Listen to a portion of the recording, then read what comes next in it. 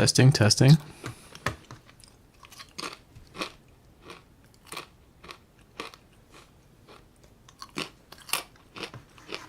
Man, it's been a while.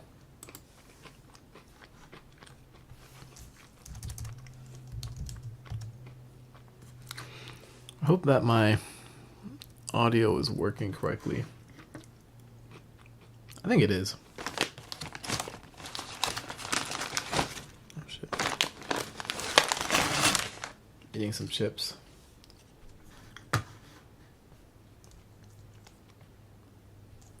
So I was just Leetcoding a little bit, going through, and then I realized I haven't been streaming at all, and I wanted to get back on that. So here we are.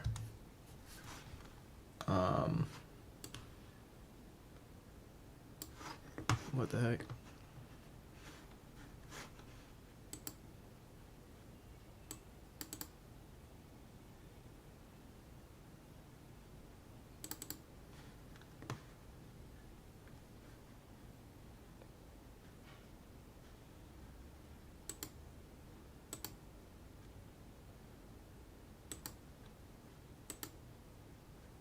All right, there we go.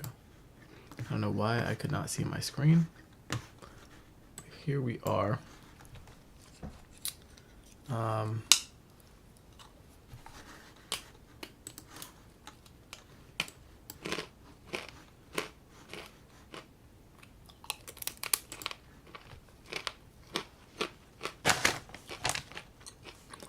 Currently, I'm going through backtracking problems.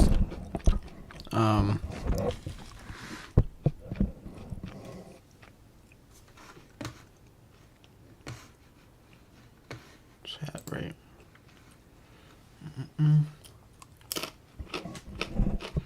Yeah, but currently I'm going through backtracking problems, and I am, after backtracking, I really want to focus on graphs. I'm gonna do like graphs. I'll probably just do these like advanced graphs real quick. Intervals. Will I do intervals? Maybe not. I think I'm gonna go, once I finish backtracking, I'm gonna go to graphs. Then I'm just gonna focus on DP.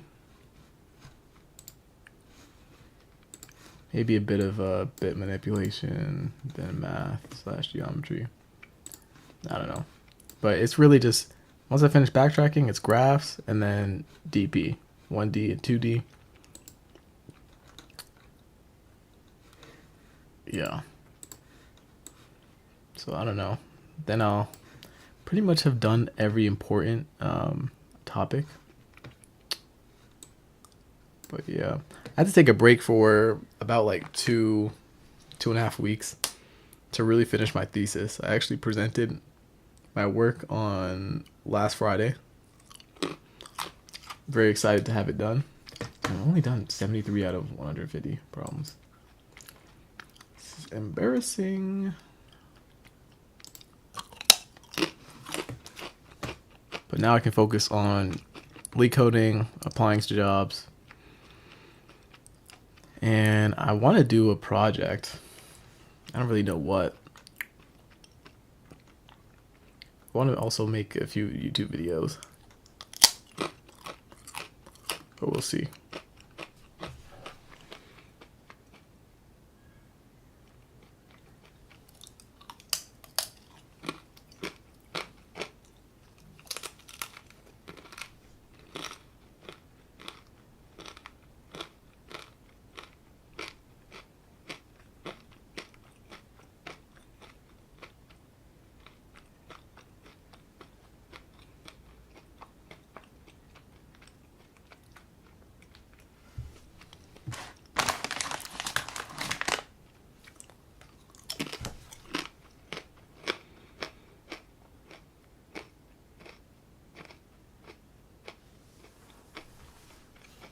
All right. Why am I not signed in?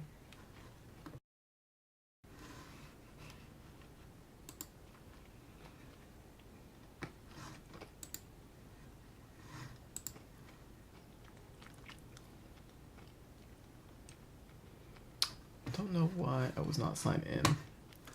Dang. I've been Leetcoding for the past like 3 days.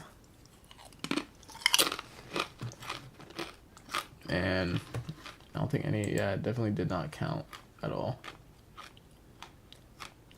Oops. Okay, but word search, given an n by n grid search, or grid of characters, board in string word, return true if word exists in the grid. The word can be constructed from letters of sequentially adjacent cells. Well, the adjacent cells are horizontally or vertically neighboring. The same letter cell may not be used more than once.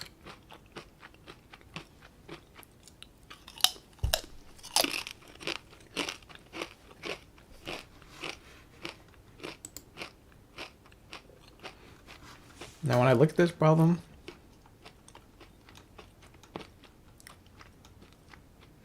I was thinking that maybe we should use a try.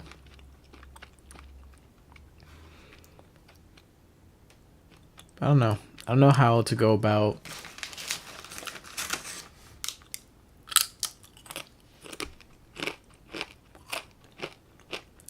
implementing the board into like the try dictionary structure.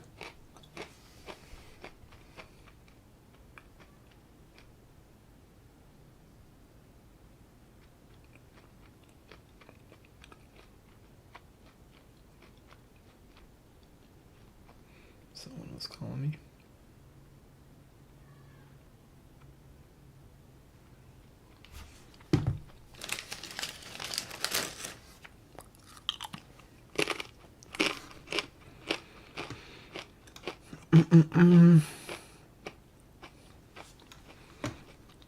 And okay, I think we can just solve this by doing DFS, right? But I haven't done DFS on like a grid yet. I'm thinking like I would have to make an adjacency list. I haven't done that. I don't really know how to go about doing it. I'm thinking like, because we have repeating letters, but they're in different like locations, you know? I'm thinking like we could, I think what I could do, right, is have a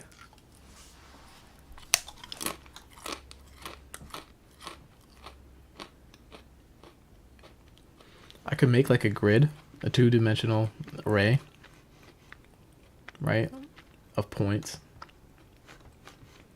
And then I could equate each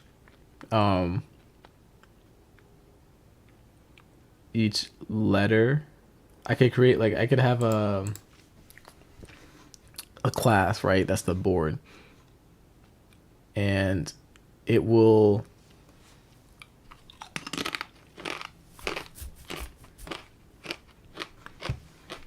I could store like the letter and then the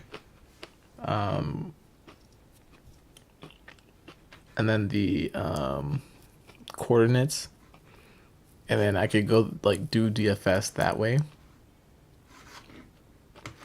But I feel like there's probably a more efficient way to do it. I'm creating like a whole, I don't really want to go through the whole process of making like a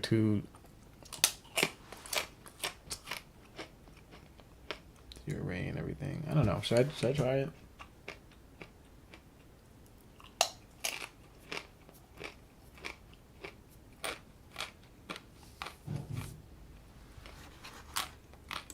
Try it.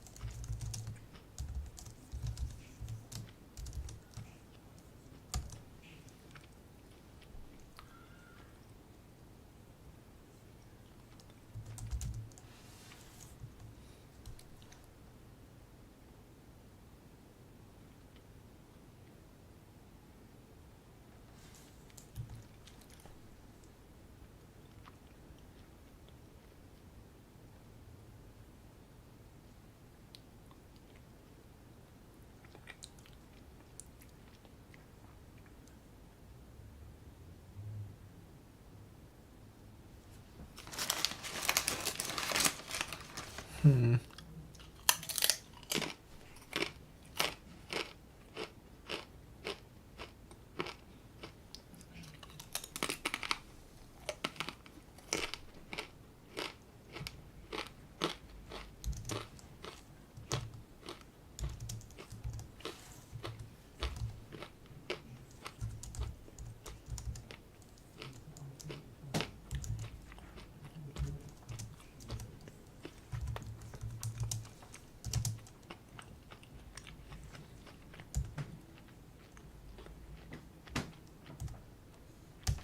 Initialize everything with like 0.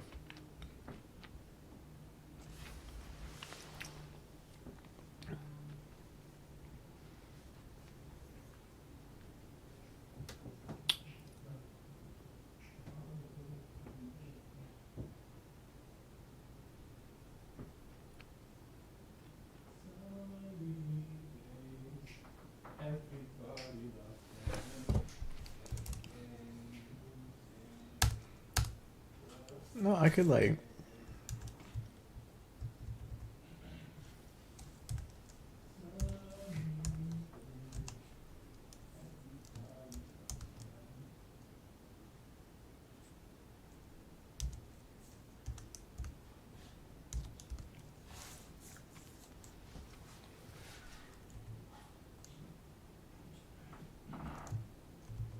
Super, no.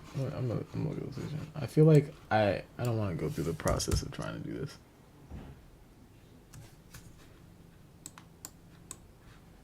But if I do have to do it that way, I want it to be like, what?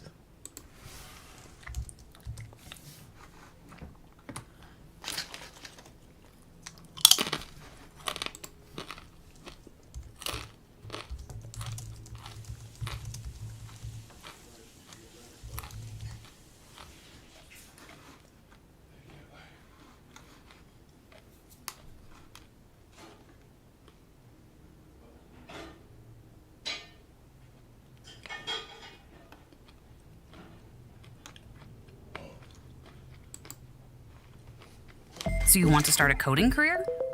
We can help with that.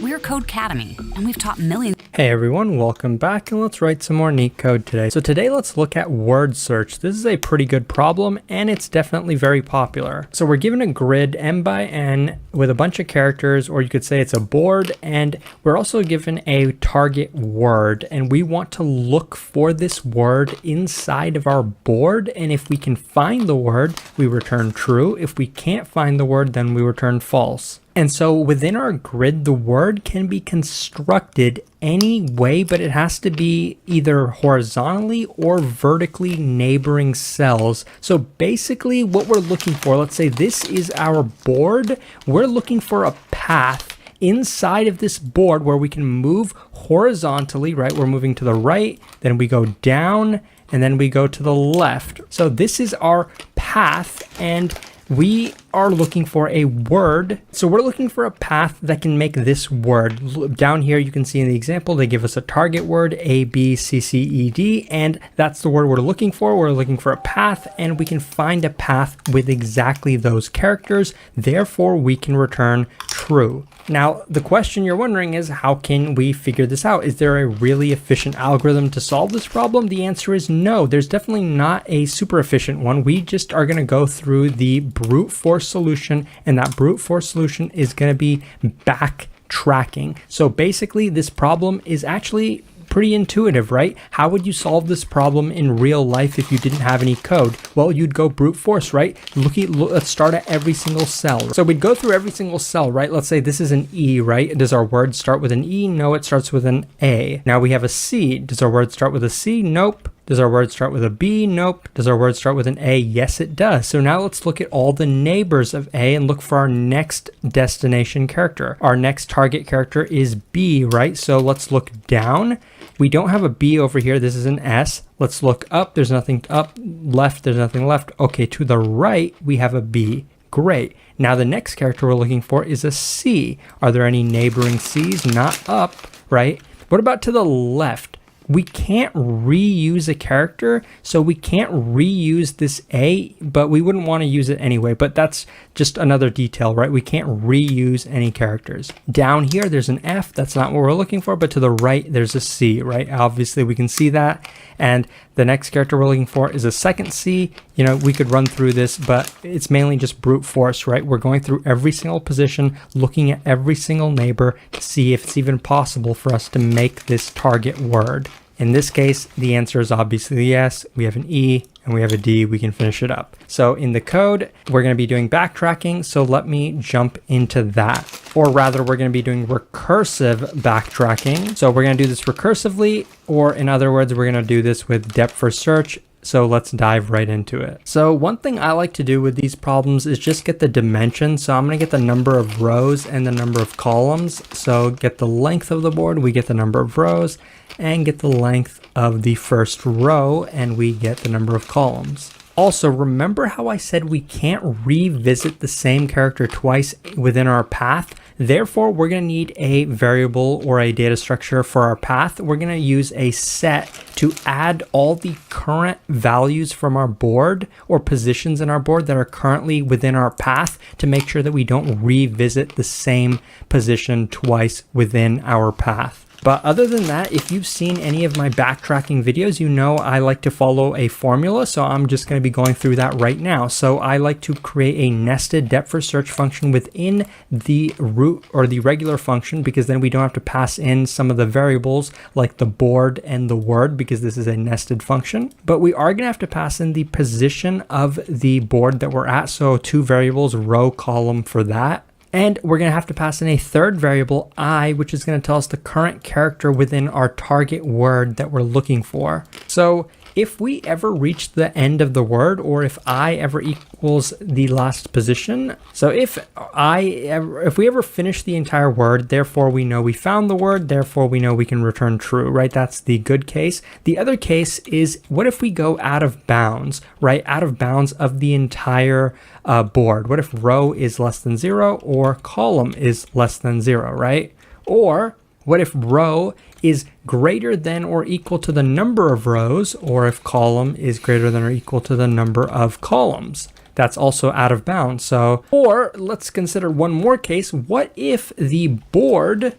character that we're at in our word, so word at position I, is not equal to the character that we're at in our board? So board at position row, column. So if this is the case, if basically we found the wrong character, then we also want to return false. And there's if word at not equal to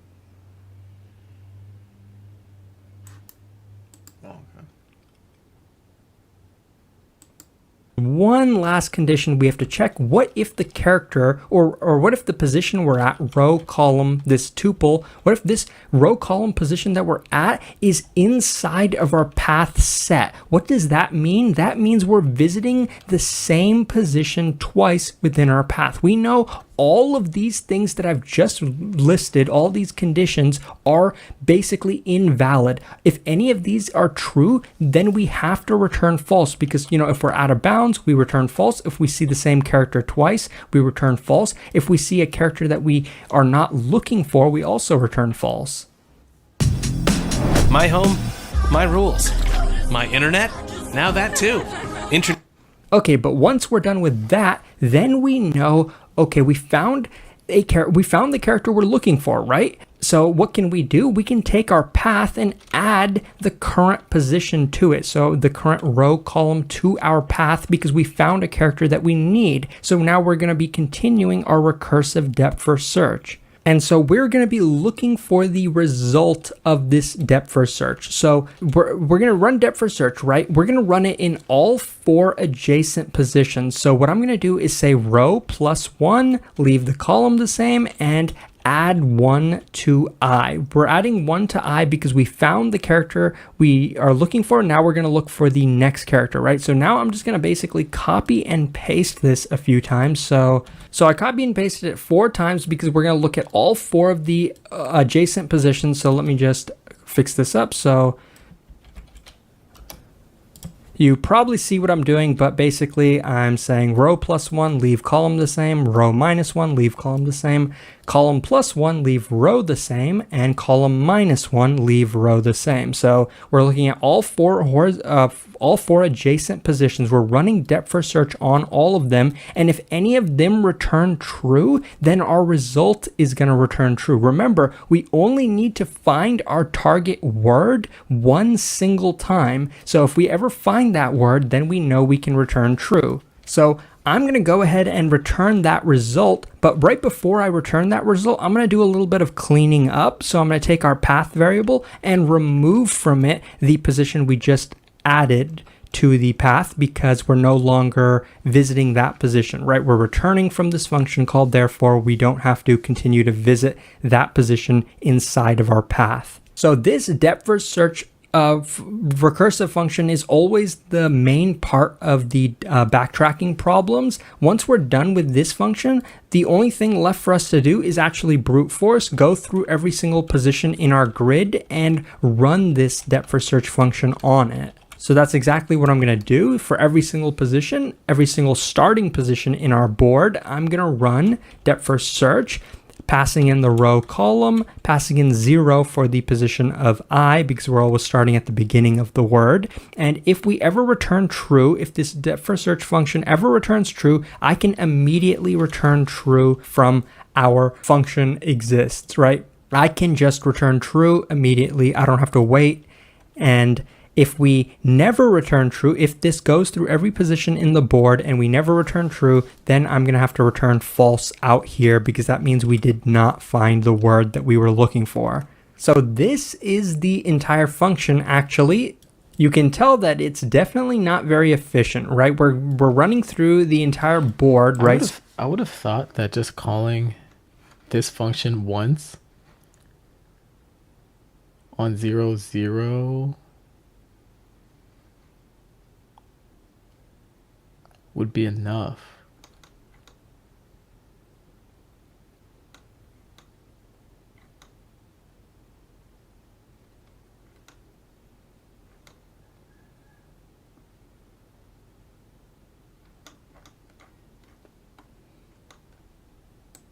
So what's the time complexity of that running through the entire board is going to be n times m, because those are the dimensions of our board, and that's being multiplied by the depth first search function, right? Because we're calling that depth first search function every single time for every position in the board.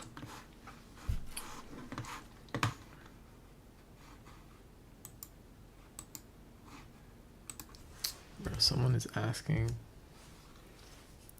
for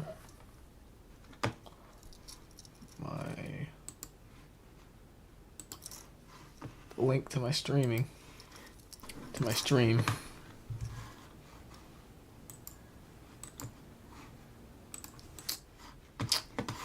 Let me give it to them.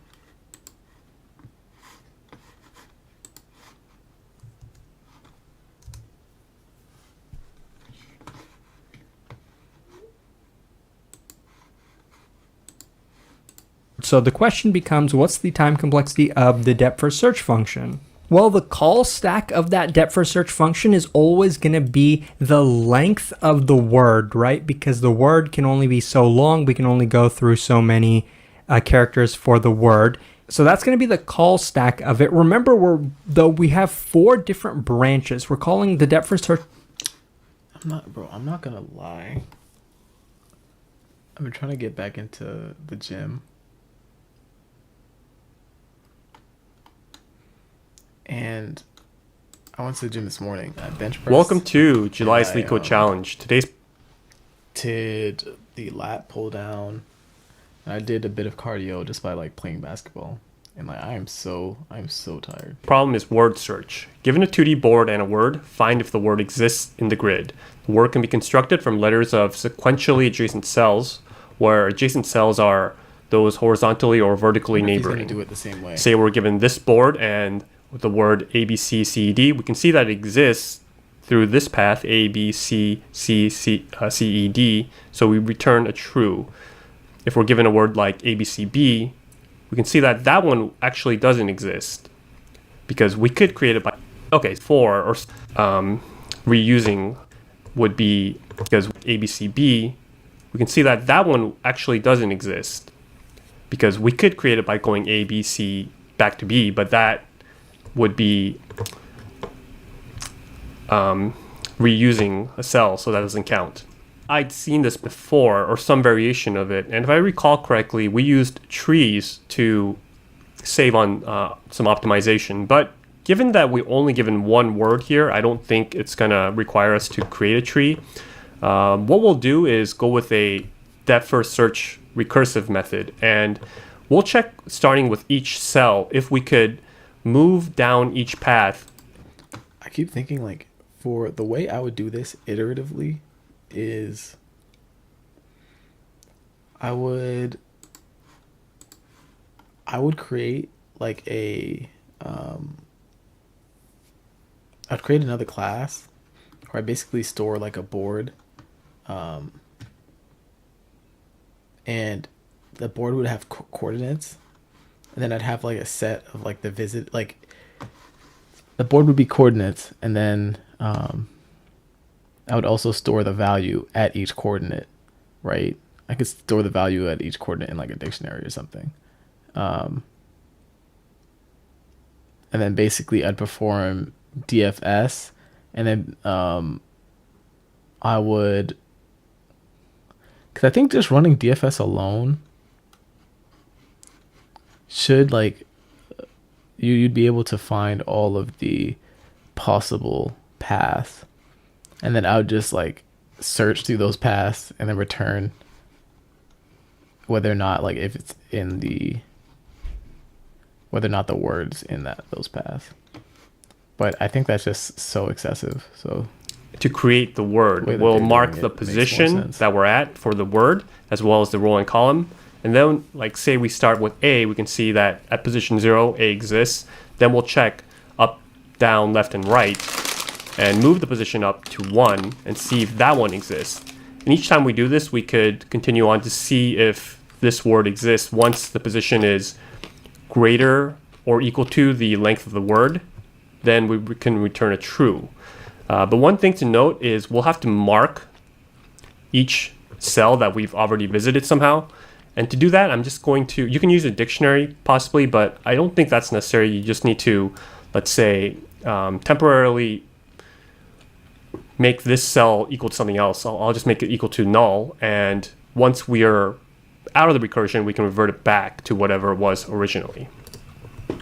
So let's start by initializing a couple of variables. We'll start with the width and height. First, the width is going to be equal to the length of board 0. Now the height is going to be equal to the length of the board. And I'm going to call this P is going to be equal to the length of the word. And this is what's going to help us know if we could end our recursion, that we found a word inside of our board. So next we want to write a helper method, right? And what I'll do is pass in the row and column as well as the current position we're at for this word. And for now, I'm just going to write a pass. We'll write that n. We'll call our helper method, and if it returns a true, if helper rc and position starting with 0, if that returns a true, then we can return a true. Otherwise, we checked every single cell to begin with, and we couldn't find something that returns a true, so we'll return a false. Now let's write our helper method. So what's our base condition? And as I said before, that's going to be if the position is greater or equal to P. I mean, I've seen how they do it. I guess it's a pretty straightforward way, in my opinion.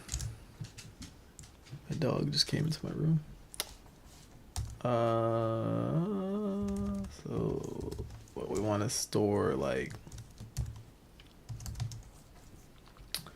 equals, what is it, matrix n by row column, right? Yeah.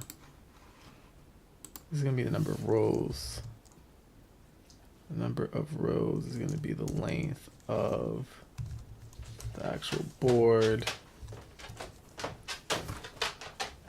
I like to just do it as this to avoid any confusion. Row columns equal length of the first index of a board, right? Yeah, because it's going to be the columns, okay.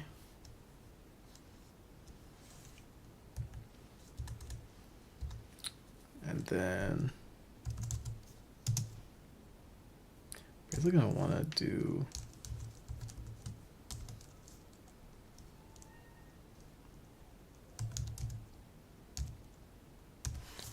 is the position, the row, the column, and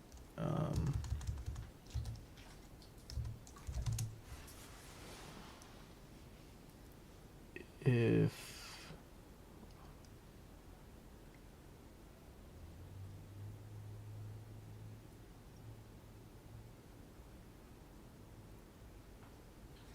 what do we want to do if the board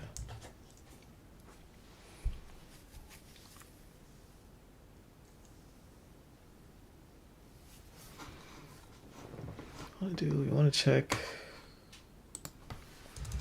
because outside of this we want to do what?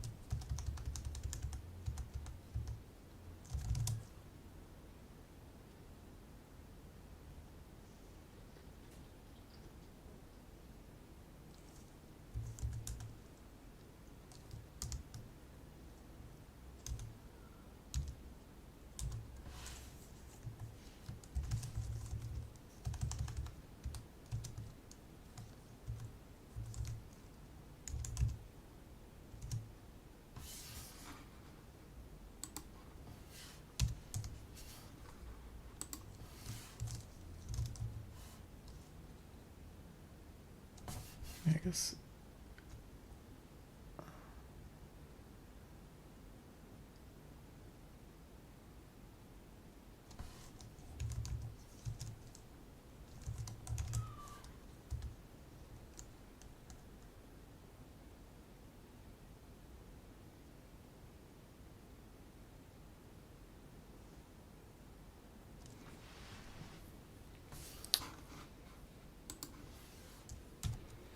so now you want to check. What do we want to check? I'm trying to remember the condition.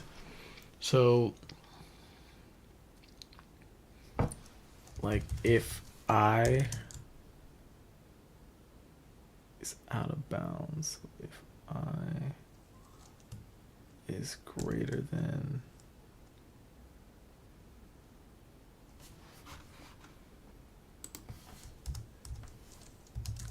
we also need visited to set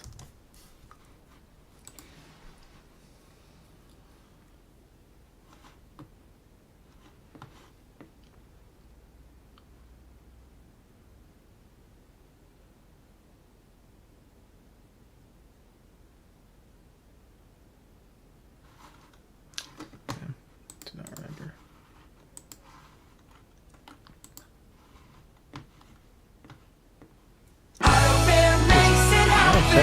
Don't miss AutoFair Toyota's massive 4th of July. Hey everyone, welcome. Actually, hold on. Because we want to check if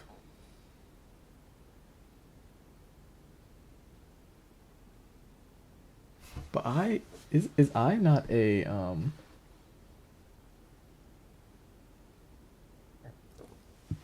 is I supposed to be a tuple? Welcome back, and let's write position. So what I'm gonna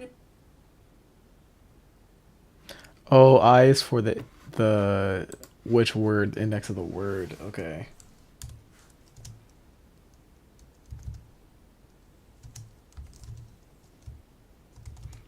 I is greater than or equal to length of the word.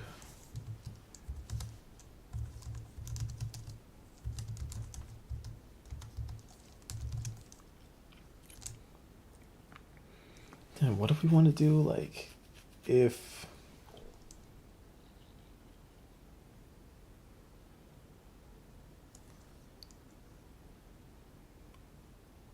R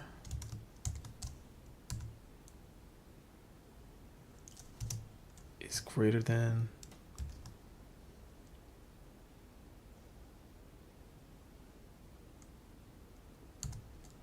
or equal to length of row or column to length of column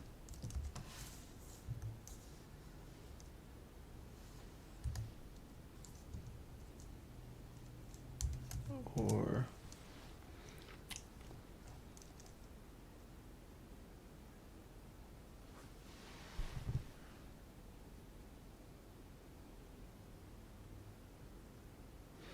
I guess we could check if the board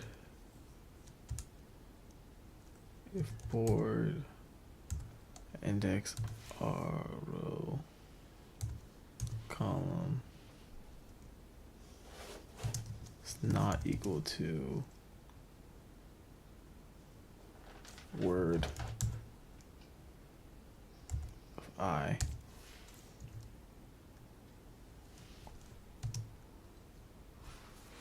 I think there's another condition I'm missing.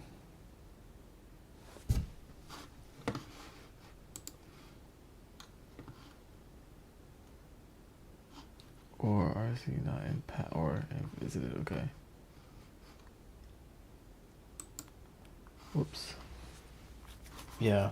So I guess in a way, this is exactly what I was thinking of. Like the original way I was thinking about doing it, but this is easier because you don't have to make another class or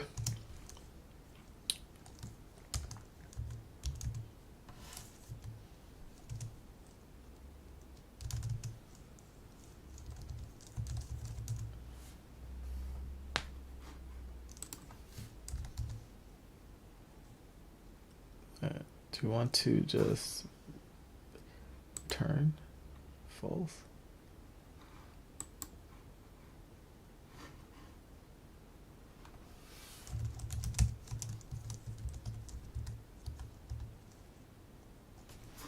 And I think we want to on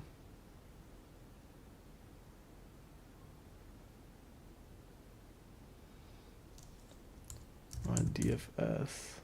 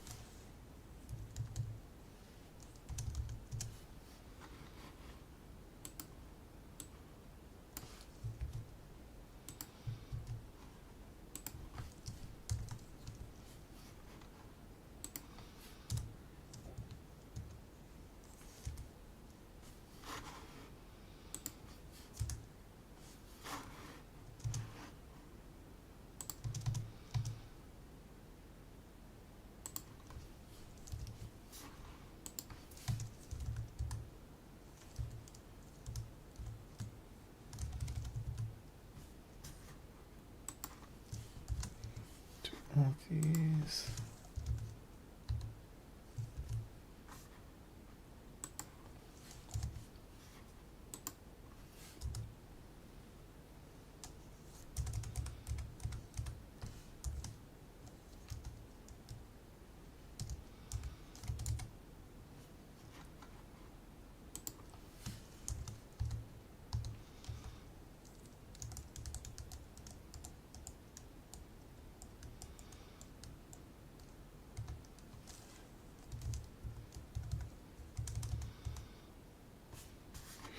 So what I want to add, I think I want to add visited.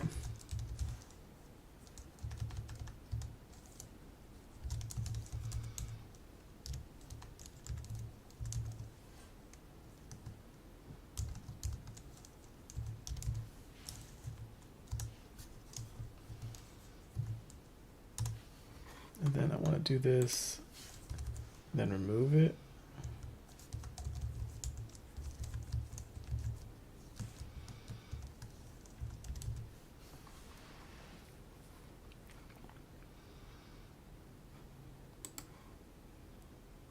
This should be I plus 1.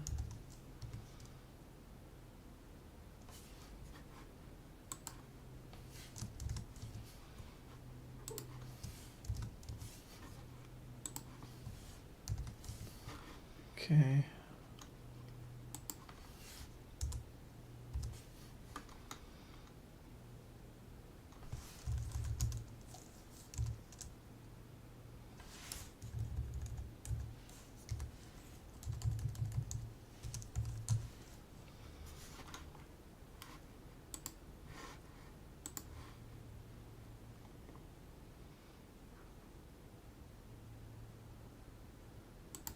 Going to do is say, so now I'm just going to base the same and column -1, leave row the same. So we're looking at all 4 our target work we just added to the path because we're no longer Oh, I'm forgetting. 1, 2.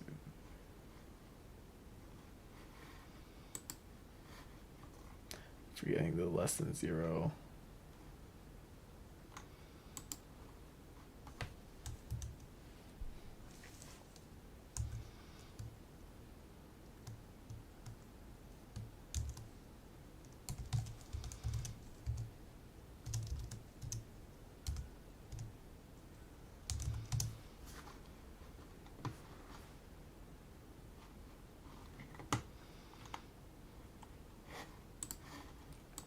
visiting that position, right? We're returning from, I'm going to run depth first and true from our function exist did not find the word.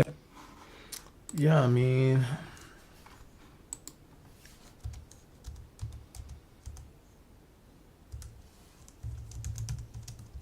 I need to do more questions like this.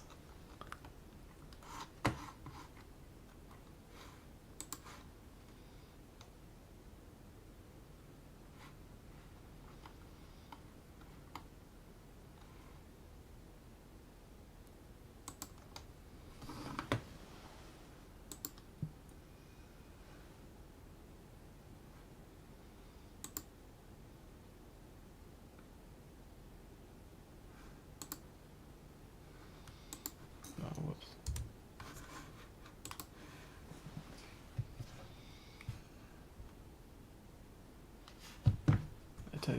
I did not type in board.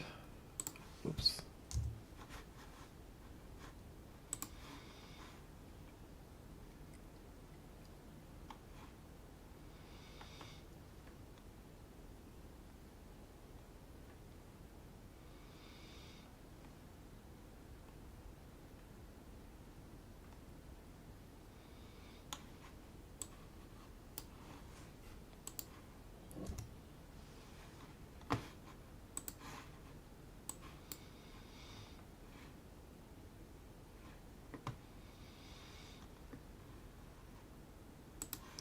Oh, why did I choose? Yeah, why did I do that?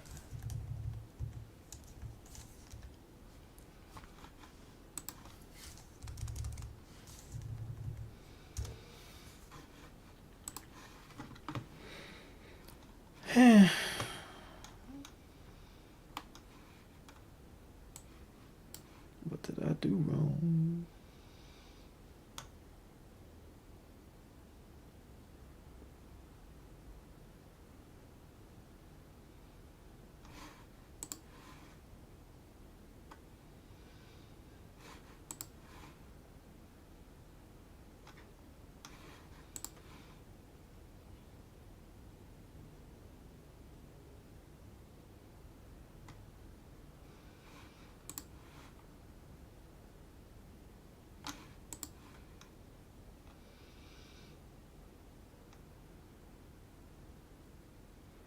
Did something wrong.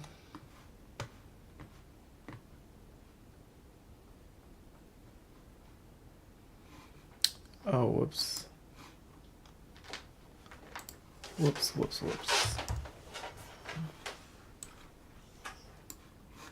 return true?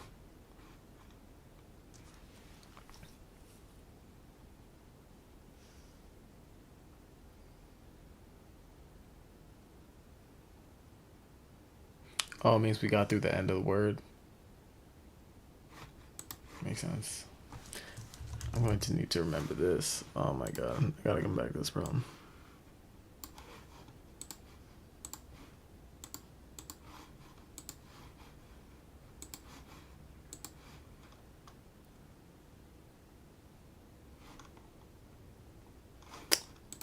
Yeah, man.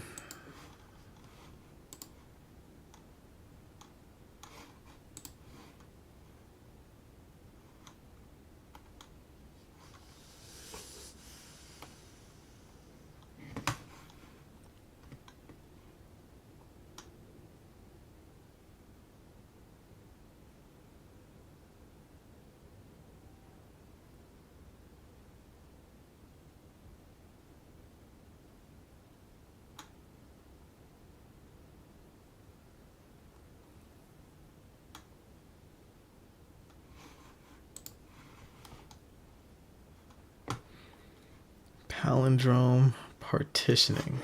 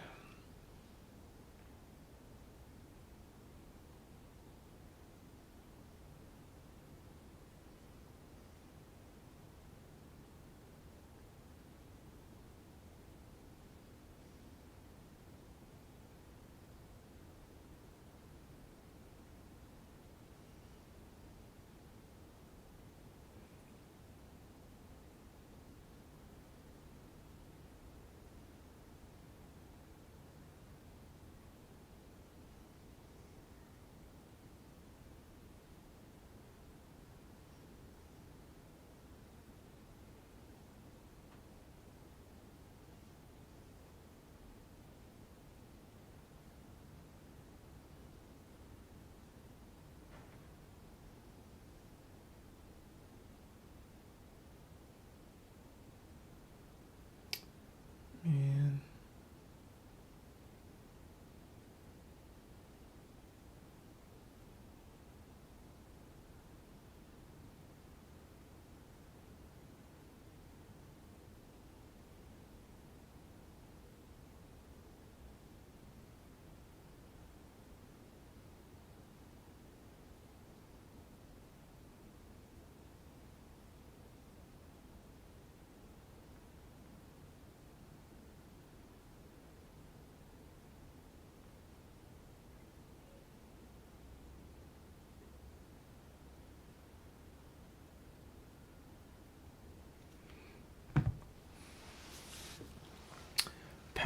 Palindrome partitioning. Given a string S, partition S, such that every substring of the partition is a palindrome. Return all possible palindrome partitioning of S.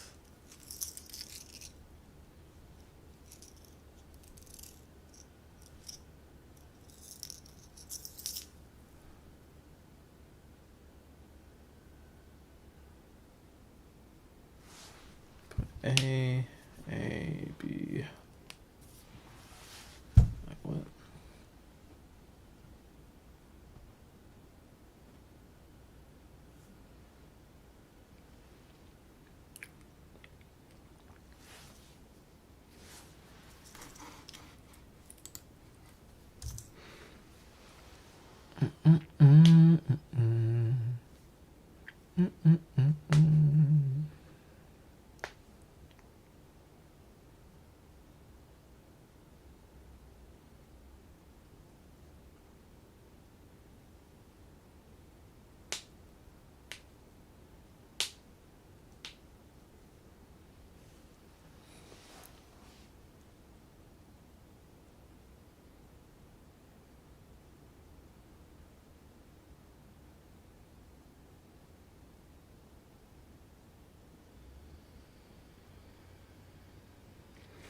I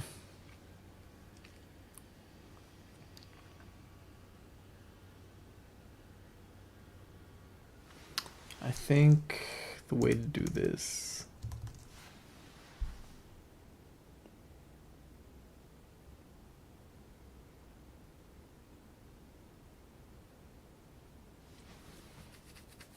I think we could do this in a similar way.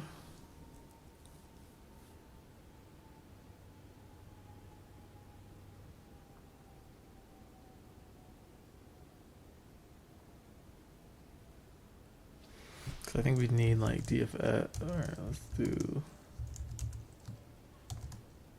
to keep track of where we are in the string.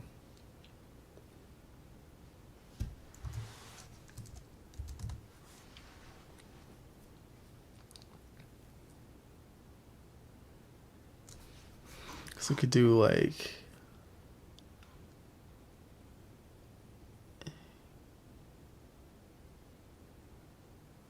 yeah, so we could check if, so I'm going to have like, let me see if this will work.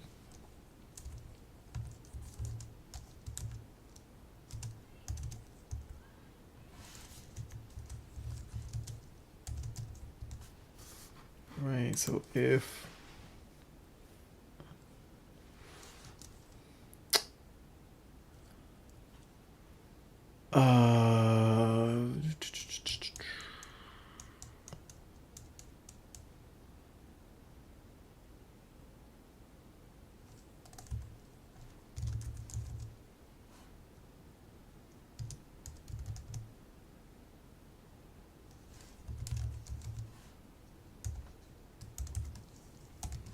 are you sure this is it? They're all lower strings, right?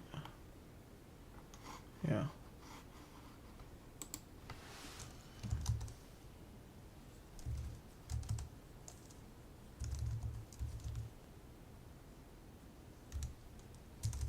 Let me see, res dot append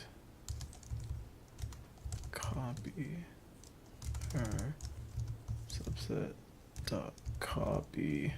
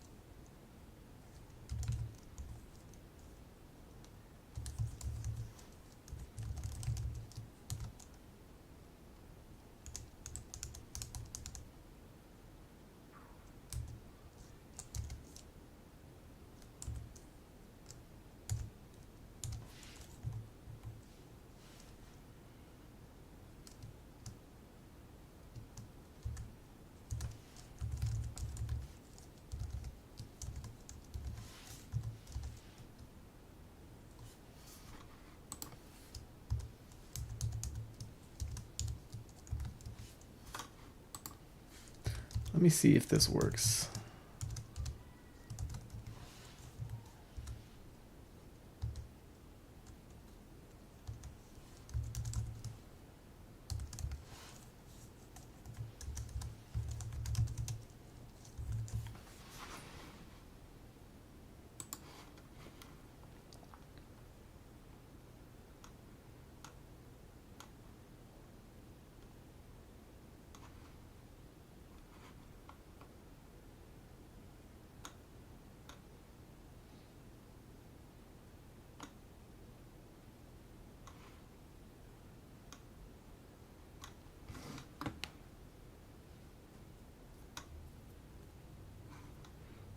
What am I doing wrong?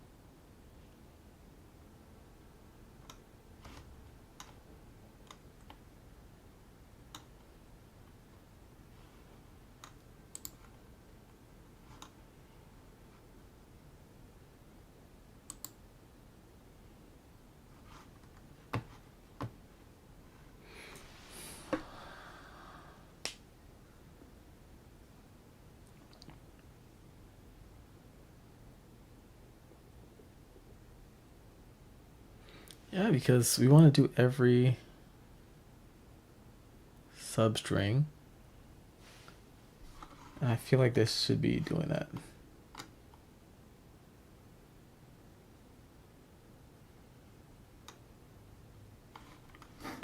Let me see what I'm doing wrong.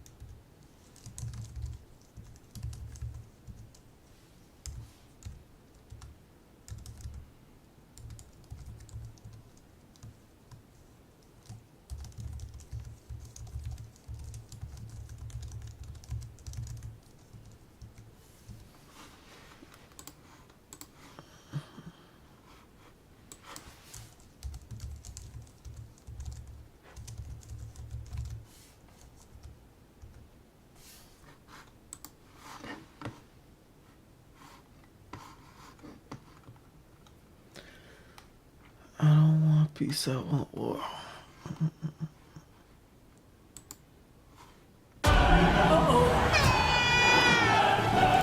Before I go, so what I'm thinking here is we're essentially doing like the same type of subsets question, but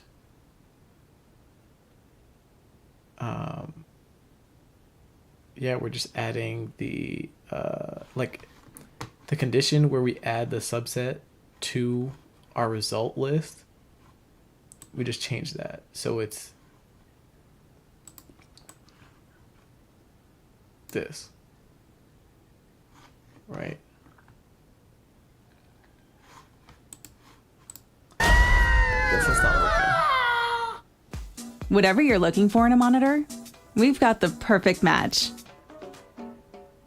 Hey everyone, welcome back, and let's write some more neat code today. So today let's look at a problem, palindrome partitioning. So we're given a string S and we want to partition it in such a way that every single substring of the partition is a palindrome. And we want to return all possible ways that we can partition it in, like by following this rule. And if you don't remember, a palindrome is basically a string that if you reverse it, it's the exact same string. So one thing to notice is no matter what string we're given, it's possible to partition it in this way. Why is that the case?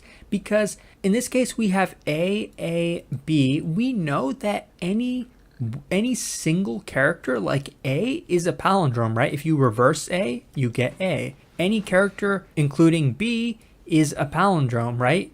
Reverse it, you get B. So one way to partition this is take each character and separate it, right? And that's what the first partition over here is, right? Each character by itself. So are there any other ways to partition this other than just this single way? Well, if you take the first two characters, you see that that is also a palindrome, right? AA, reverse it, is still AA.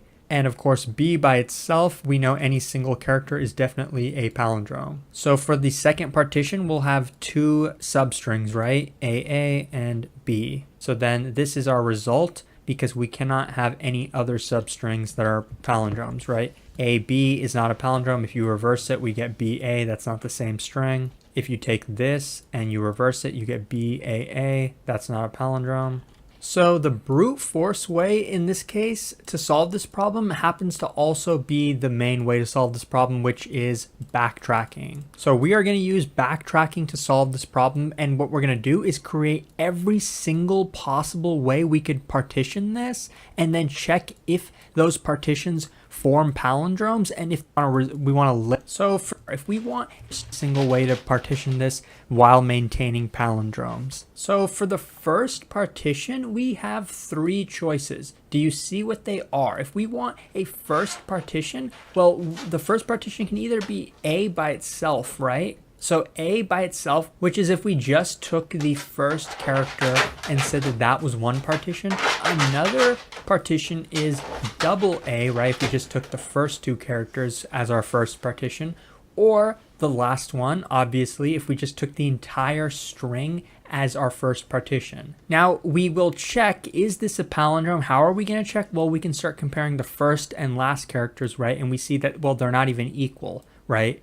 So this is not a palindrome, so we are not going to continue on this branch or on this path for our depth first search tree. But we know that this by itself is a palindrome, right? So this is going to be our first partition. Now we're going to take the remaining characters A and B and try to partition them, right? So for one partition of those remaining characters, we could get a single A if we took this first one. Another partition we could get is A, B if we took both of these characters. But we look at the first character and last character, this is not a palindrome. This is a palindrome, but this is not a palindrome. So we don't have to continue on this path. And from here, we know we already took the first two characters as our first partition. So we only have one choice for our second partition, and that's just the character B.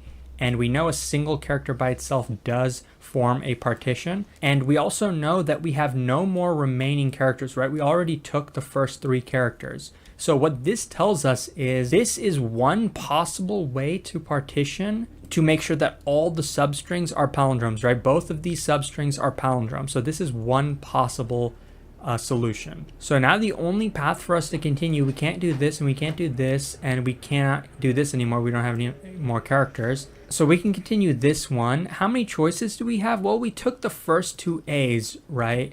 So now we only have one choice, and that's going to be the B. So we have a solution of N because we're... That wasn't the plan. It was a spontaneous, creative decision made after years. Store all of the partitions that hold apart. This basically stores the partitions, right? So this will pass into it is I. The is nested inside this. Since this is, what are we going to do? Well, in that case... Bro, this is literally... the same thing. This is what I'm doing. Maybe I have to do this. Maybe I put this condition here.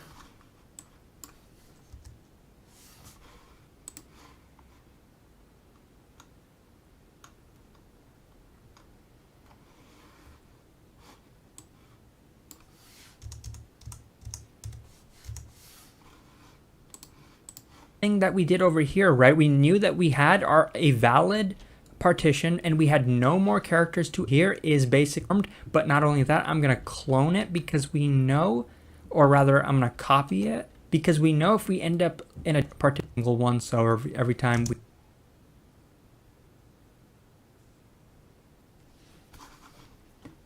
Oh, we should do it there. We should append copy. to result. We have to make a copy of it. And after we do that, we can return because this is our base case. If we haven't reached the last index, what can we do? Well, we can iterate through every other character in our string, right? So we're going to start at I and keep going, meaning to palindrome. Starting at index I to palindrome, right? To create two, and assume we have, and we can add this string, so S from index I to index J, get rid of the off by one arrow. We can add this, so this is our current partition, and we want to keep, because we know S, this substring is a palindrome, and so now we can recursively do our depth first search looking for additional palindromes. And of course we'll start at J plus 1 because that's going to be the next character. And after we do our recursive function, we have to clean up. So since we know we only have one single partition variable, after we have added this and added the substring and then ran our depth first search looking for all possible additional partitions, after that we can take the string that we just added over here and then pop that from our partition.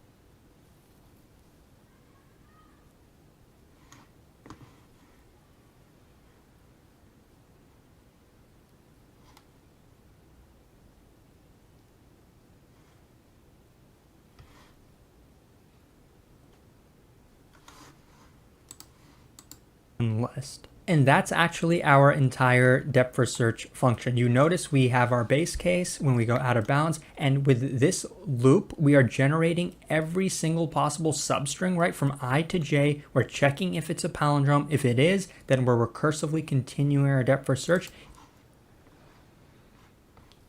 So we're going from like this.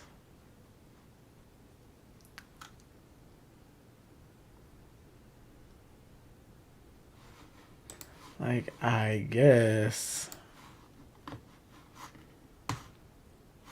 this is one way to do it.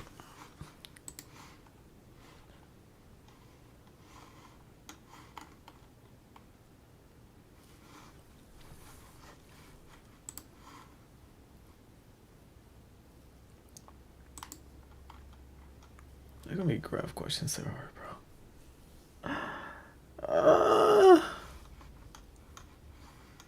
And I need to, this is the section, honestly, I need to get the most familiar with. I want to get really good at graphs, backtracking,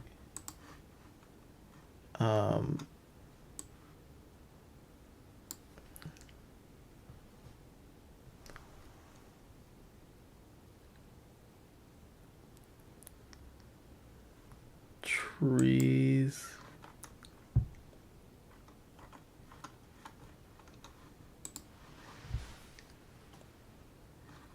I probably need to go over like sliding window again.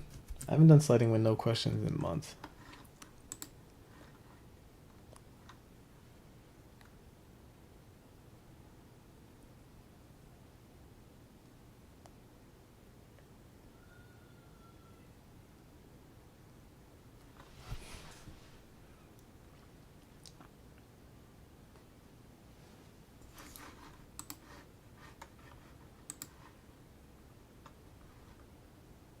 Like, do you have to use the for loop in this?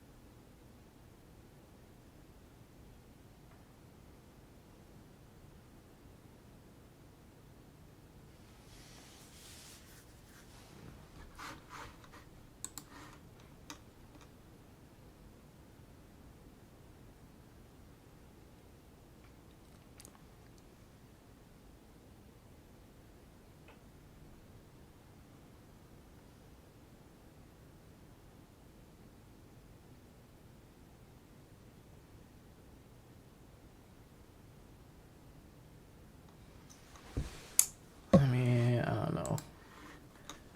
Like, I guess this makes sense.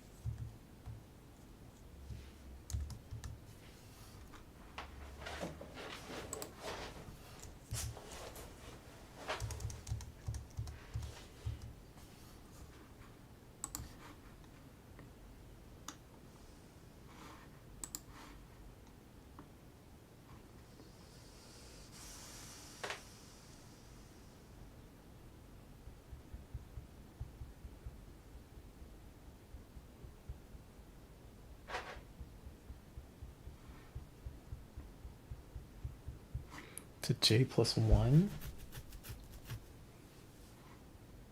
Oh. Yeah.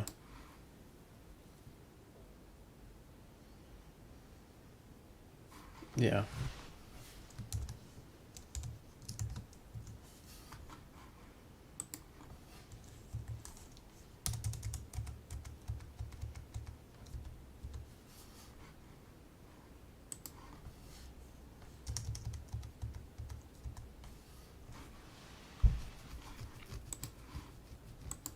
If it's not a palindrome, then we're just skipping that substring altogether and going to the next iteration of the loop. So that's our entire function, and the only thing left for us to do is to actually call it. So depth first search will pass in 0 because we know. I mean, I think this is a pretty intuitive solution.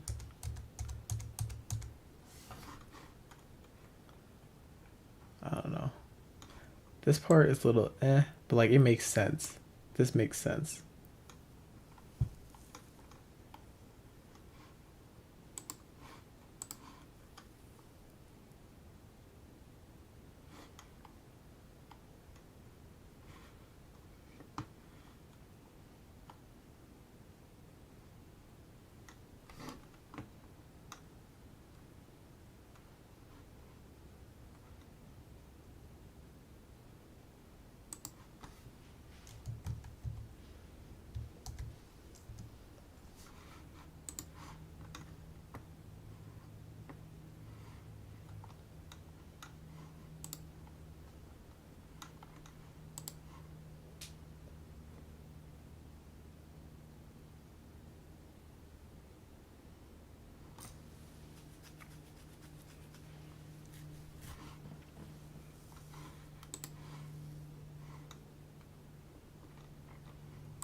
You know, that's the start index, and then what we're going to do is return result.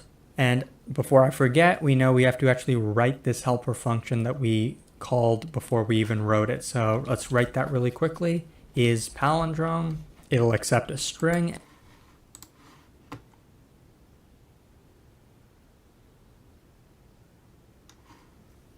Oh, this has to be length of s plus 1.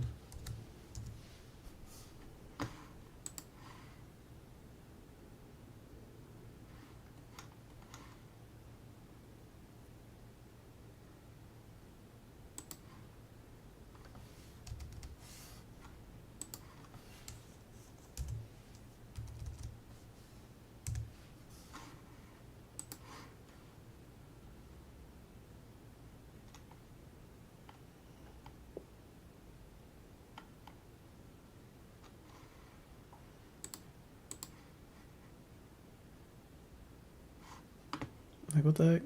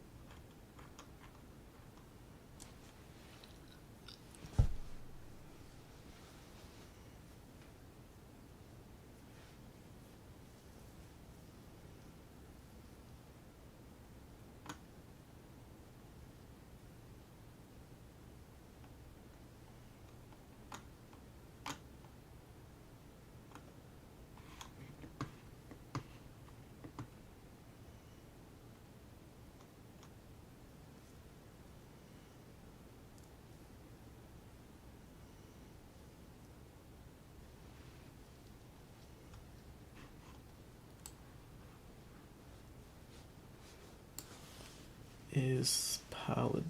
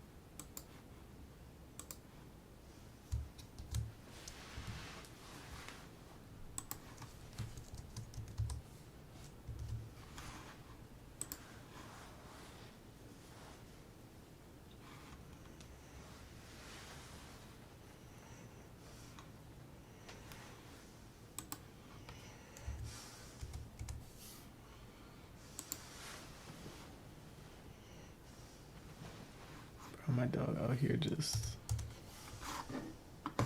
knocked, bro.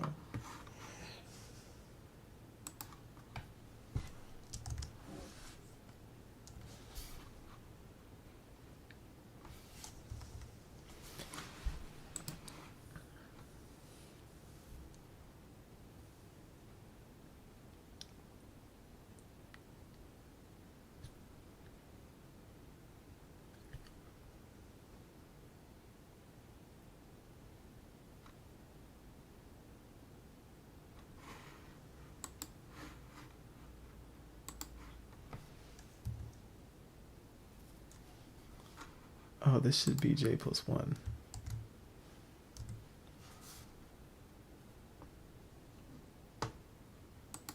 I want a pen. I think this is what it should be. It should work. What?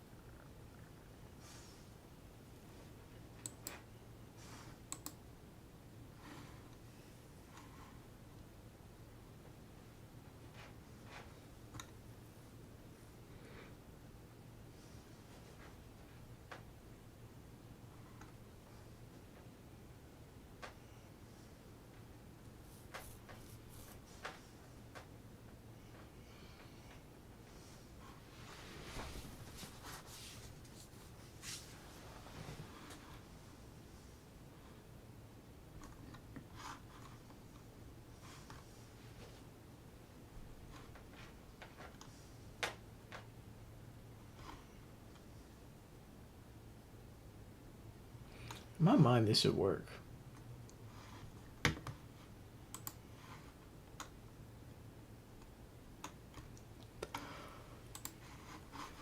Oh, this might be my last question, bro.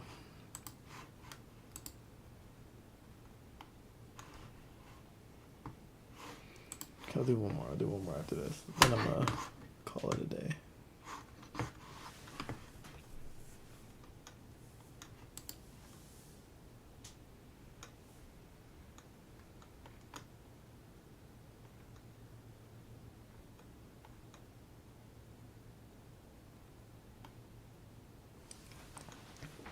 Start plus 1.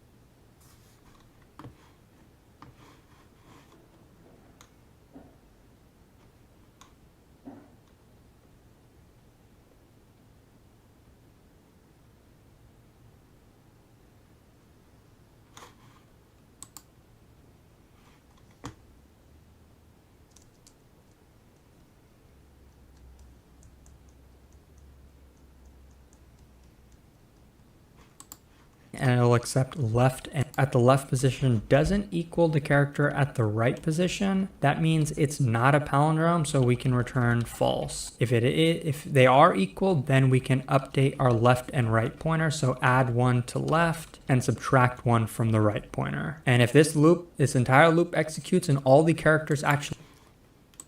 Okay.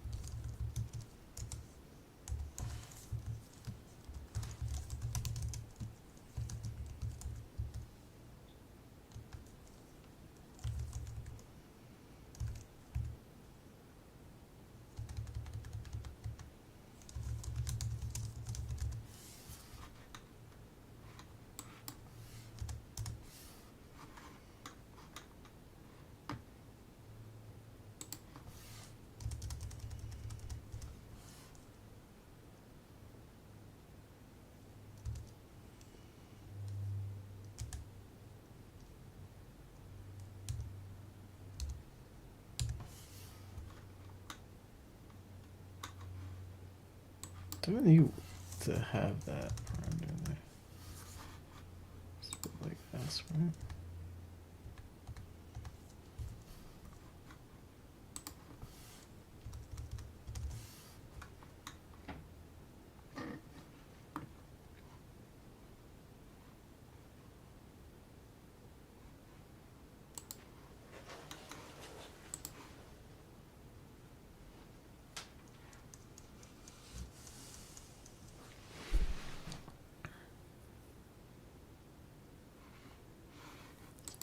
Max.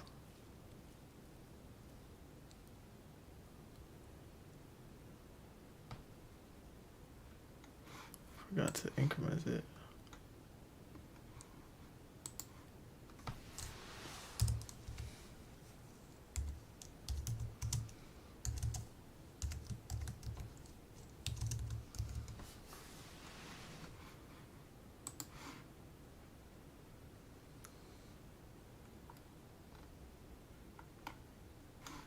Bro, what is the issue?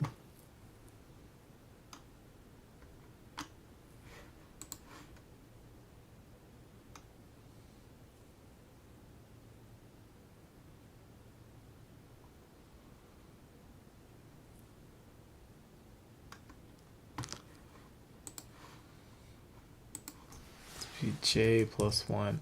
Okay, then I'm so dumb. So I think I could have had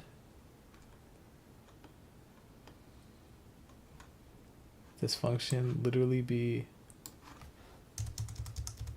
this.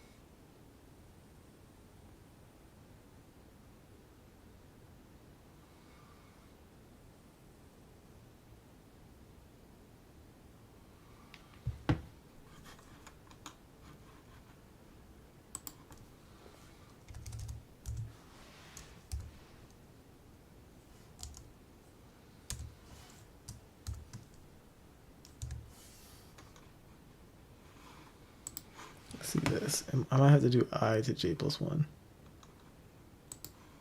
Yeah.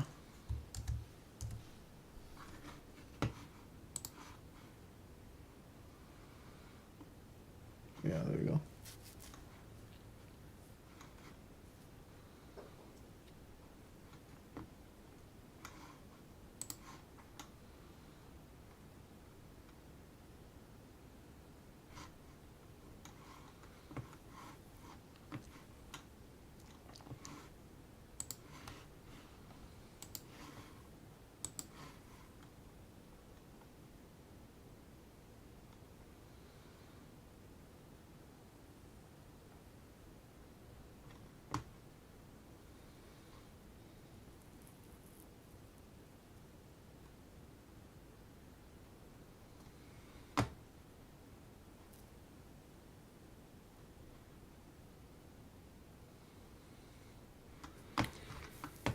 Oh, brother.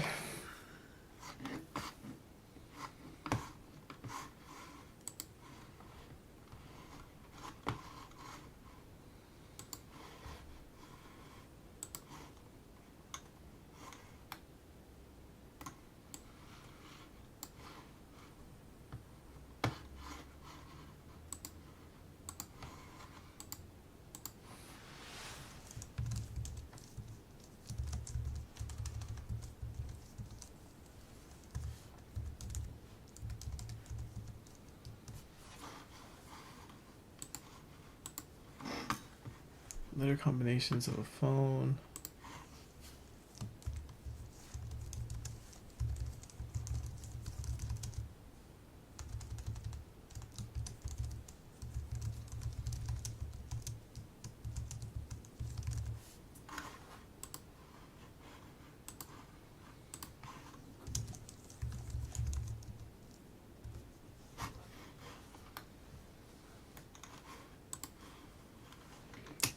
What the hell?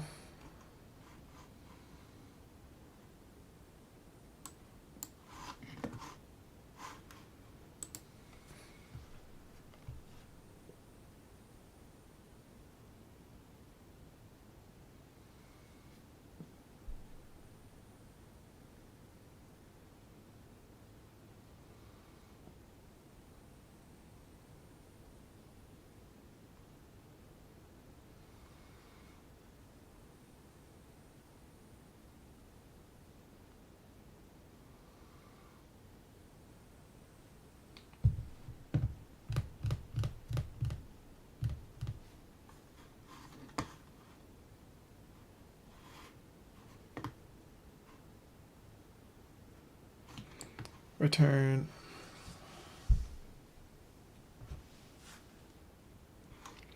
Given a string containing digits from 2 through 9 inclusive. Print all possible letter combinations that the number can represent. Return the answer in any order. A mapping of digits to letters, just like the one given below. Note that 1 does not have to any letters.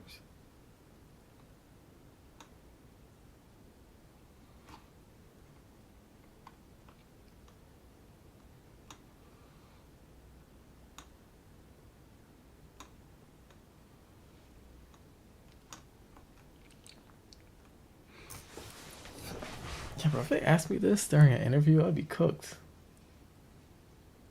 Like, what?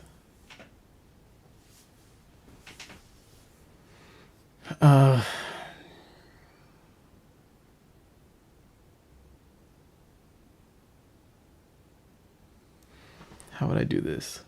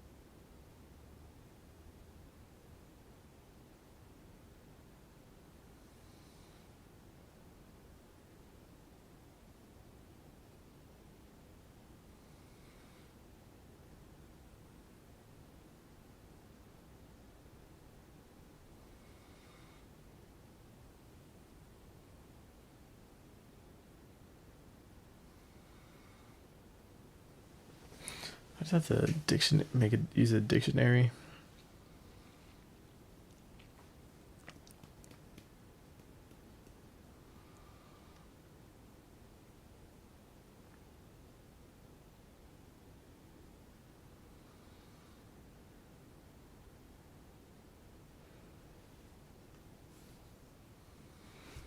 Like where the key is a letter. I mean, the key is the number, and then a list of all 3 letters are stored at that key value.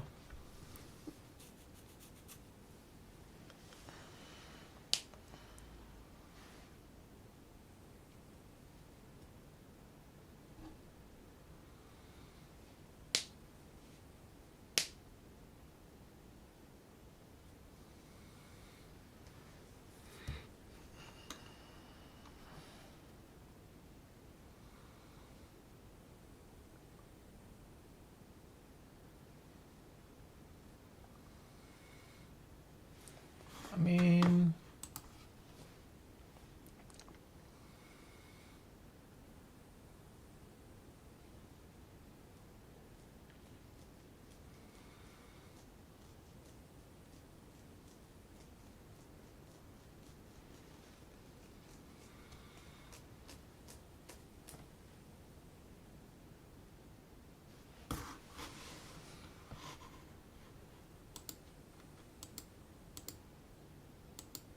is this not like, I feel like this would be a dynamic programming question.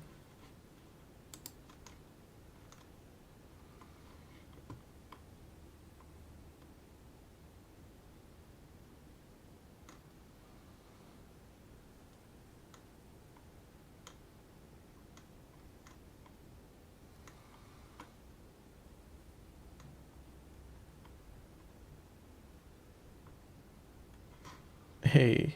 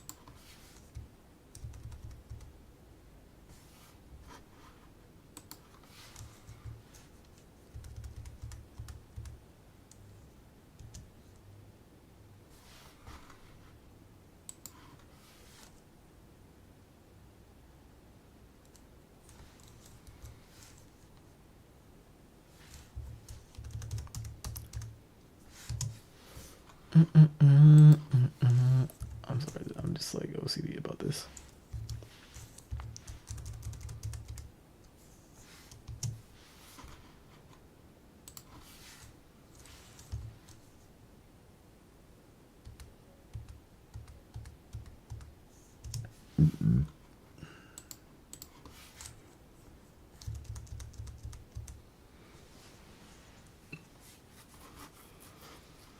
All right.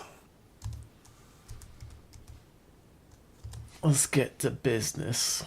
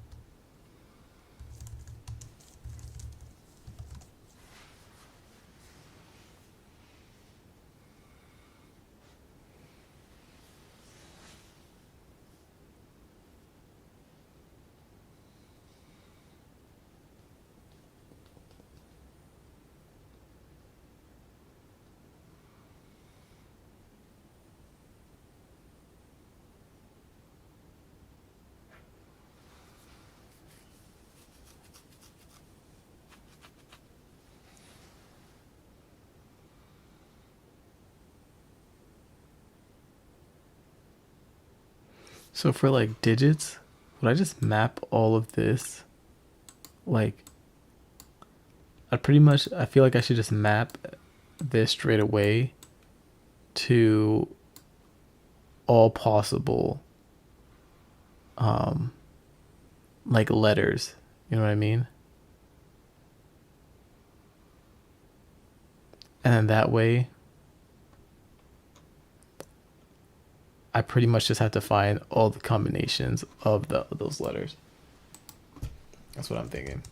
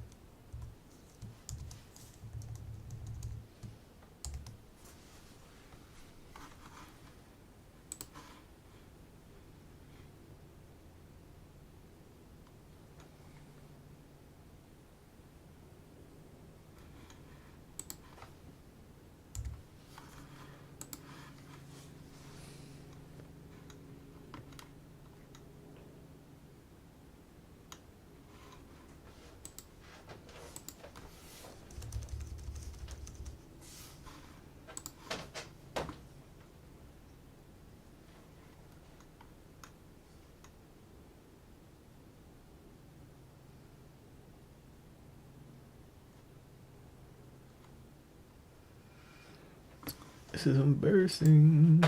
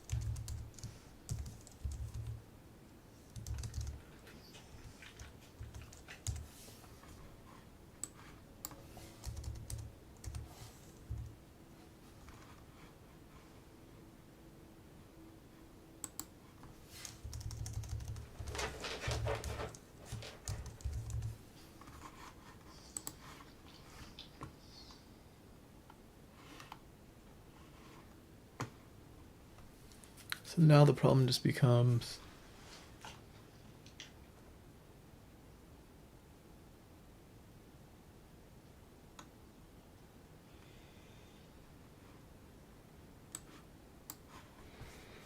find all the combinations.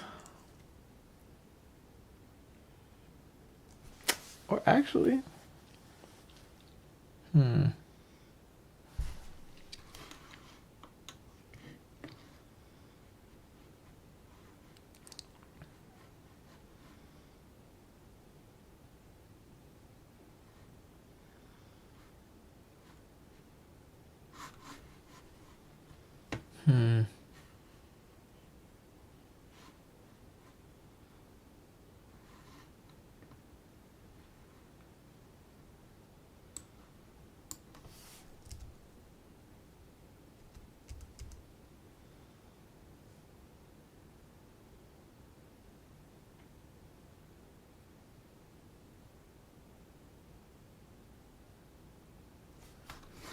oh no.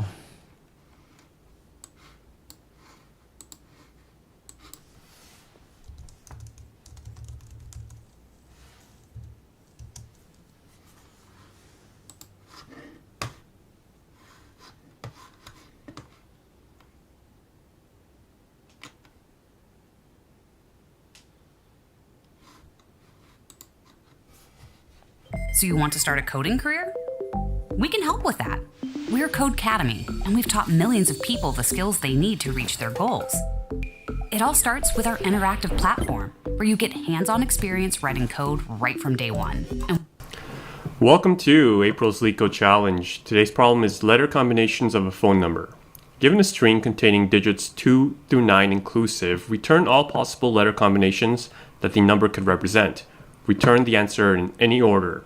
So if you know with these phones, we have each digit representing a couple characters, anywhere from 3 to 4 of them, and we want to return all possible combinations of the letters that we can form with these digits. For with 2, 3, we can have A to D, A, E, A, F, and then B, D, B, E, B, F, so on and so forth. All right, so to do this, you can certainly think of a recursive solution, but I think we can do this iteratively. What we're going to do is create a mapper that's going to represent the digit with all the characters representing, and then we're going to build an array with A, B, and C, and then with the next digit, we're going to build upon that A, B, C. For A, we're going to have A, D, A, E, A, F, and then B, A, B. Wow, I see.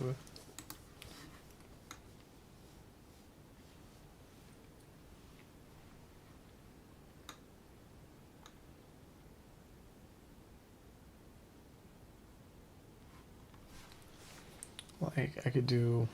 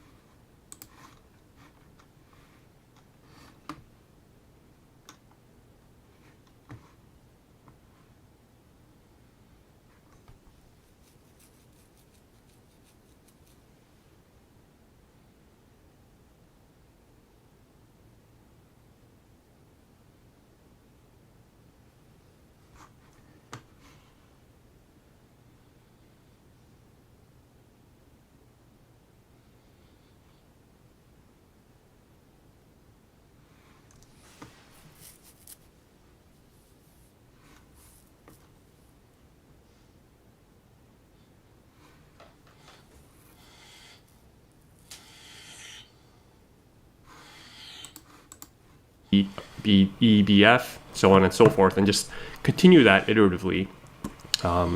So yeah, let's first create our lookup dictionary, and that's just going to be, let's see, so let me take care of this first.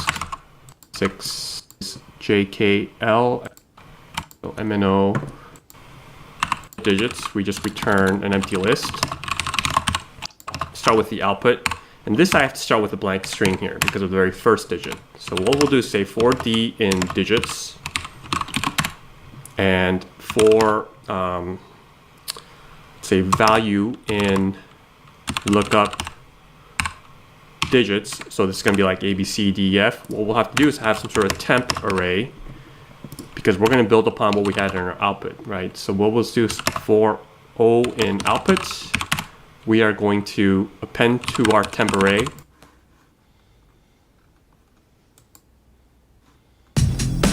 My home, my rules. My internet, now that too. Introducing My Home from Verizon. It's internet made simple. Choose what you need, change. Hey everyone, welcome back, and let's write some more neat code today. So today let's solve letter combinations of a phone number. So we're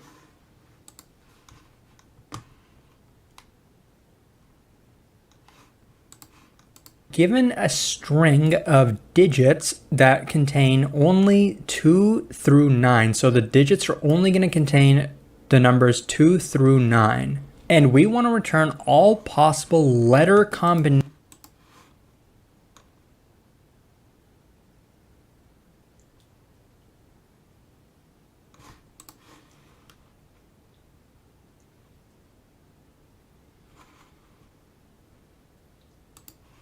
Kind of the drawing of the backtracking solution. So luckily for us in this case, we're only given 2, 3, right? And so we only need to find, okay, 2 maps to these 3 characters, 3 maps to these 3 characters, but we know in total, it's possible we could have a 4, we could have a 5. If we had a 4, we know 4 maps to the next 3 characters after this. So G, H, I think, unless I'm forgetting something. And basically, we could have any character, right, from 2 through 9. So we're going to need to create a hash map or some kind of way to map every character from, or basically every digit from 2 all the way to 5, 6, 7, all the way to 9, right? And map them to the characters that they end up being, right? We know 9 is, I think, going to be X, Y, Z.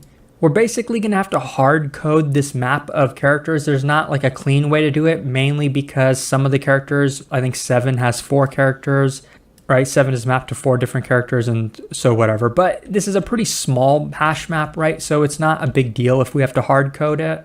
But now let's just look at this problem itself. How are we going to solve it? Well, so the first character is 2, right? So 2 could map to 3 different characters. So 2 being the first digit, it could map to A, B, or C, right? And the next character we know, or the next digit, is 3. So from A, we could have 3 different characters that follow after it.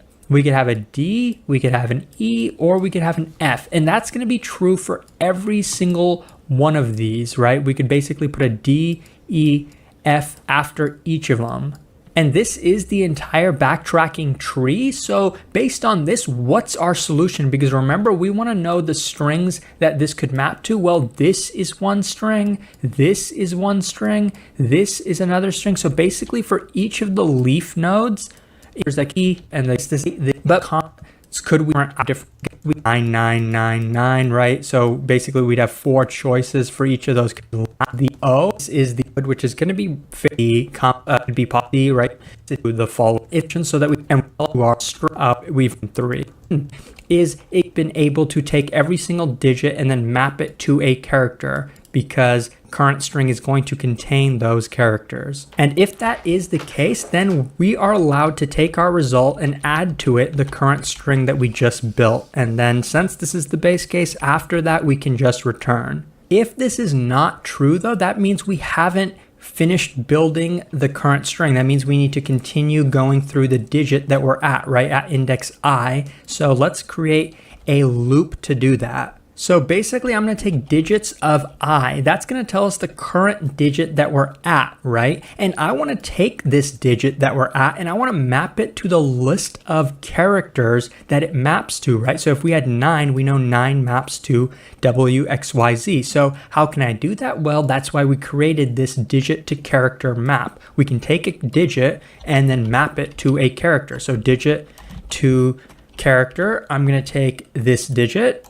And now basically this is going to be that string that it maps to. And I want to just go through every character in this string. So for every single character in this string, I want to brute force this, right? So for every single character, I'm just going to call backtrack. I'm going to make that recursive call, right? So for I, we're going to increment I by 1 because we're moving to the next digit. And for the current string, we're going to just take the current string that we were given and add one more character to it, the character that we're currently visiting, C.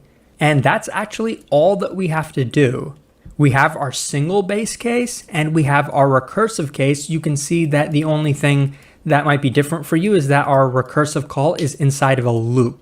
So with this backtracking function complete, now let's actually call this backtracking function. So the parameters to give it are going to be 0 for the index and the current string is initially just going to be empty, right? But I'm actually going to need to make one last modification. So we're only going to need to call backtracking if the digit string that we're given is non-empty. And the reason is... Like it's easy, but like...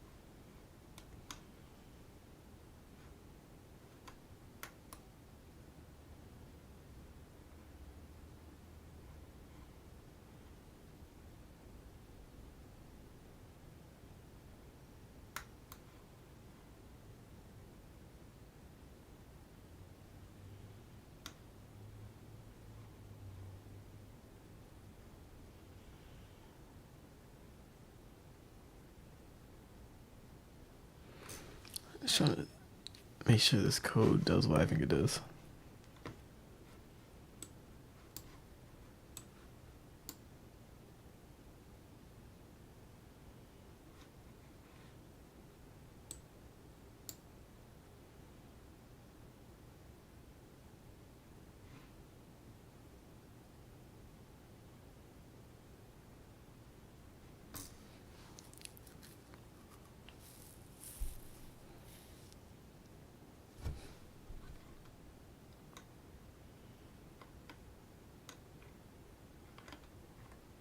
I kind of feel like that's not.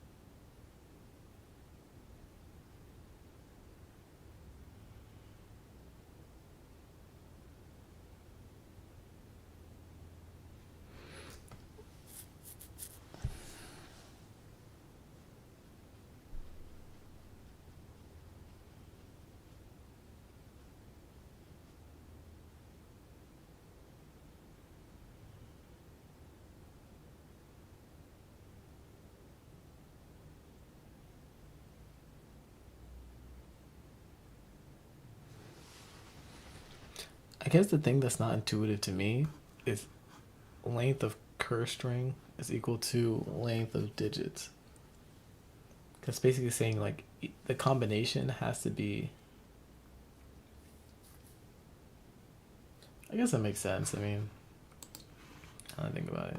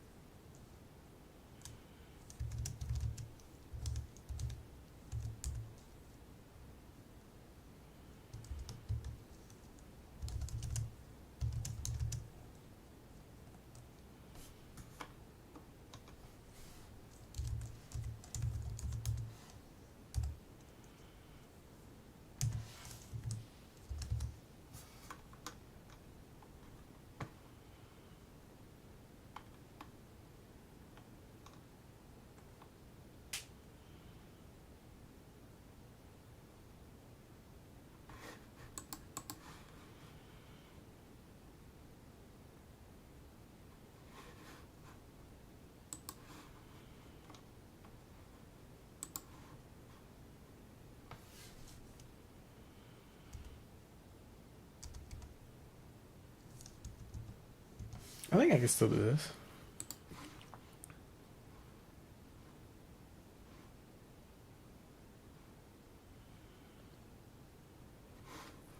Actually, no, I can't.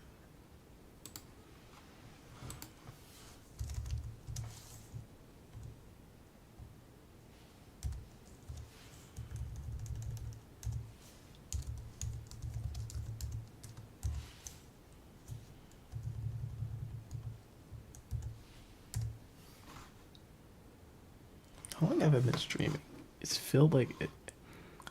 It literally feels like an hour, like hours, bro. Which I guess it has been.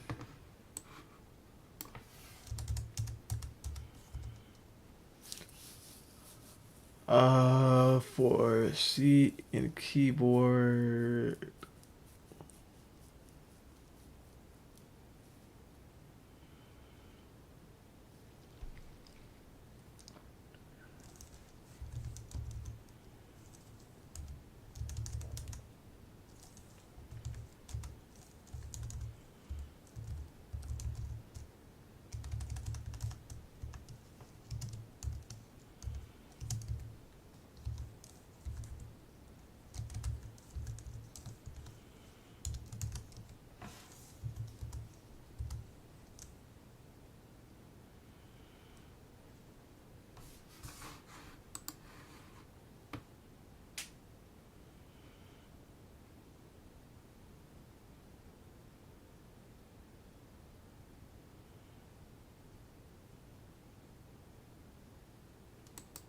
Because if digits was empty, then our recursive call would be called, and then we'd execute the base case once. So then we'd end up returning this as our result. We'd add the empty string to result. But in the way this problem is defined, if digits If digits was empty like this, if digits was just an empty string, the output that they actually want is just an empty array like this. So that's why we have to put this inside of a condition. But other than that, all we have to do is now return our result and the function is complete. So you can see that it's pretty efficient, about as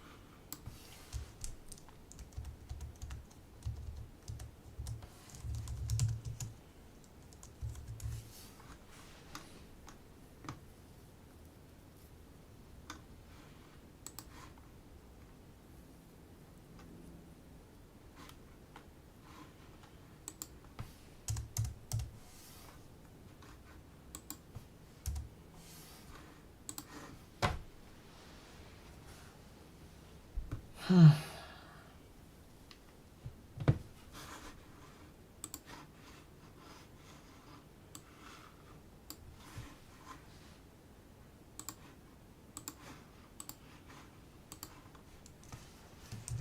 gonna just redo combination sum.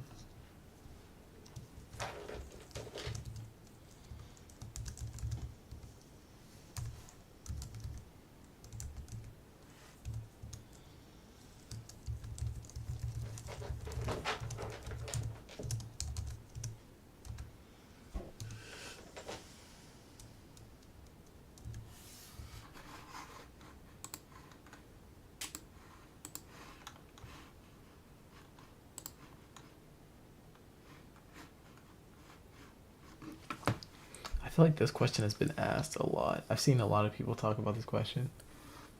So I might try and do it. I need to go back and do all of the hard questions.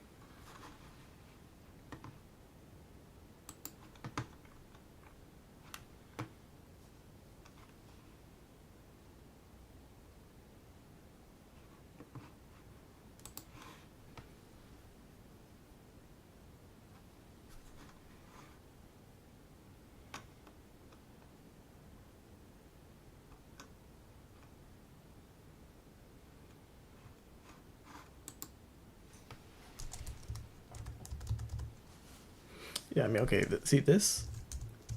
I know since I've done it before, but I managed to do it in a way that is more intuitive to me. Because enter target number, target, find all unique combinations, target where the candidate number is summed to target.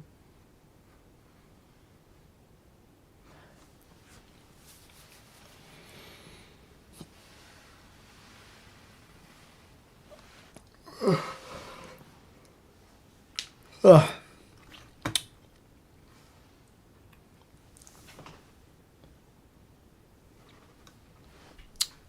Okay.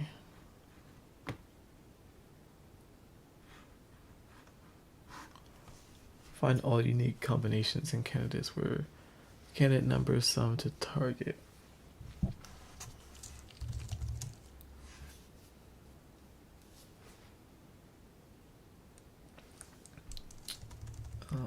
Oops.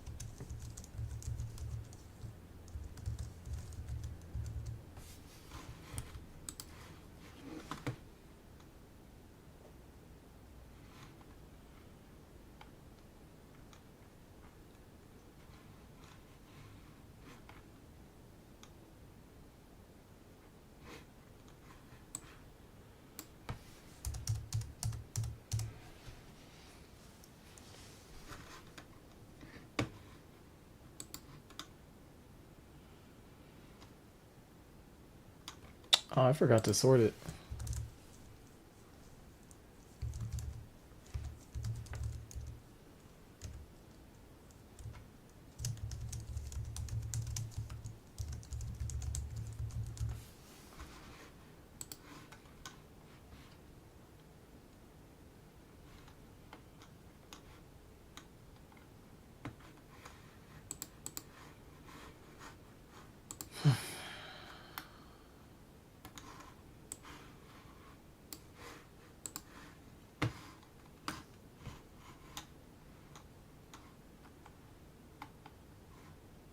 What?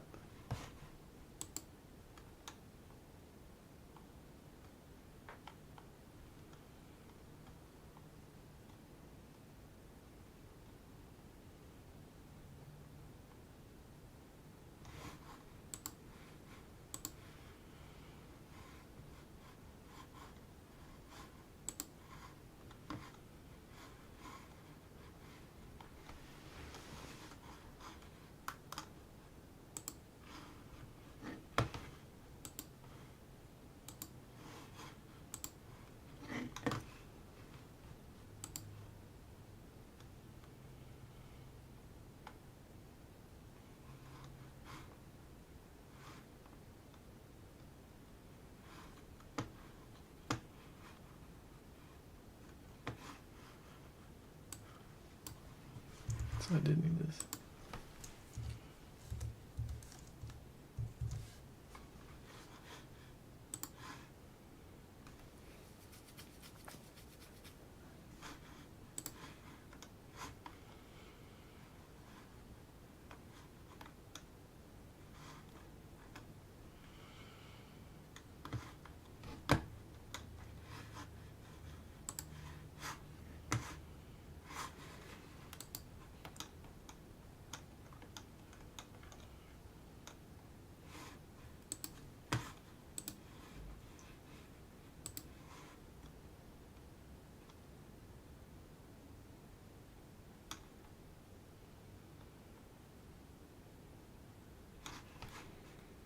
At 321 submissions.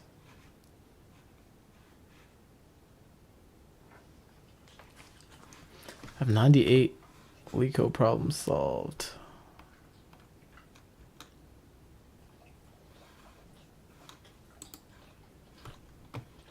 Max streak is 14. I was cooking in May, bro.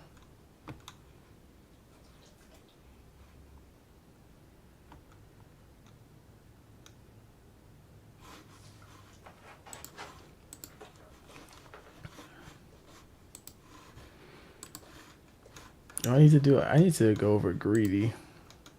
But anyway, I'm gonna stop there.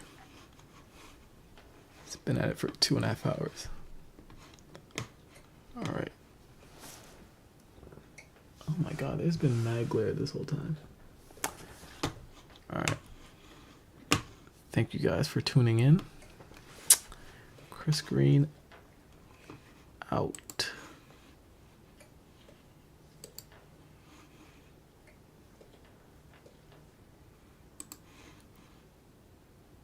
Stop recording. How do I end stream?